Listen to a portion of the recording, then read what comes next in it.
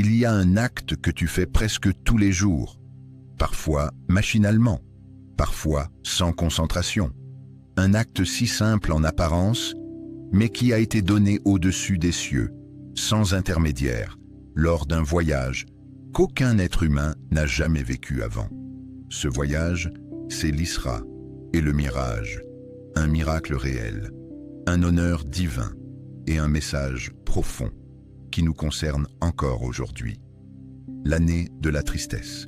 Après les louanges à Allah et la prière et le salut sur notre Maître, le messager d'Allah, que la paix et le salut soient sur lui. L'Isra et le Miraj n'ont pas eu lieu dans un moment de facilité. Ils sont survenus après l'une des périodes les plus sombres de la vie du prophète, que la paix et le salut d'Allah soient sur lui. Il venait de perdre son épouse bien-aimée, notre mère Khadija radiallahu anha, son plus grand soutien, puis son oncle Abu Talib, qui, bien qu'il ne soit pas musulman, le protégeait et le défendait face aux Quraysh. Comme si cela ne suffisait pas, le prophète se rendit à Taïf, espérant trouver un soutien. Mais au lieu de l'hospitalité, il fut accueilli par les pierres. Les enfants furent envoyés pour le lapider, jusqu'à ce que son sang coule.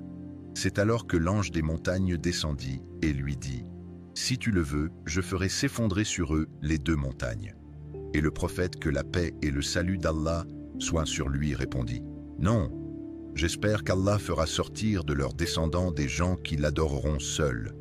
Ô Allah, pardonne à mon peuple, car ils ne savent pas. » Le don divin, l'Isra. Après ces épreuves, Allah subhanahu wa ta'ala honora son prophète.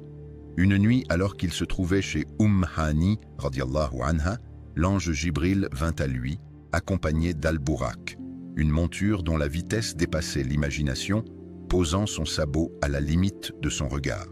Le prophète, que la paix et le salut d'Allah soient sur lui, monta sur Al-Burak et fut transporté de la mosquée sacrée à la Mecque jusqu'à Al-Masjid Al-Aqsa. Nier l'Isra, c'est nier le Coran. Allah dit « Gloire à celui qui a fait voyager de nuit son serviteur de la mosquée sacrée à la mosquée Al-Aqsa, que nous avons béni, afin de lui montrer certains de nos signes. » Al-Aqsa, le leadership des prophètes à Jérusalem, Allah rassembla les prophètes. Et Muhammad, que la paix et le salut d'Allah soient sur lui, les dirigea dans la prière. Un message clair. La prophétie est une, et la direction finale revient au dernier messager. Le mirage, au-delà des cieux, puis Jibril éleva le prophète, que la paix et le salut d'Allah soient sur lui à travers les cieux. Il rencontra Adam, puis Issa et Yahya, puis Youssouf, Idris, Harun, Musa et Ibrahim, que la paix et le salut d'Allah soient sur eux, jusqu'à atteindre Sidrat al-Muntaha. Là, Jibril s'arrêta, et le prophète, que la paix et le salut d'Allah soient sur lui, continua seul, sans intermédiaire. À ce rang sublime, Allah parla directement à son prophète, que la paix et le salut d'Allah soient sur lui, et lui donna un cadeau unique. La prière. Ce cadeau, ce n'était pas une richesse, ni un royaume. C'était la prière. D'abord 50, puis 5, mais avec la récompense de 50. Comprends bien cela. La prière que tu fais aujourd'hui a été donnée au-dessus des cieux. C'est la seule obligation qui n'a pas été révélée sur terre. Alors, quand tu te tiens devant Allah, tu ne fais pas un geste banal, tu réponds à une invitation céleste. Les signes, paradis et enfer. Durant ce voyage, le prophète, que la paix et le salut d'Allah soient sur lui, vit des scènes du paradis et des scènes de l'enfer. Son cœur fut affermi. Il vit ce que l'humanité verra au jour dernier. Et malgré cela, il revint vers nous, plein de miséricorde.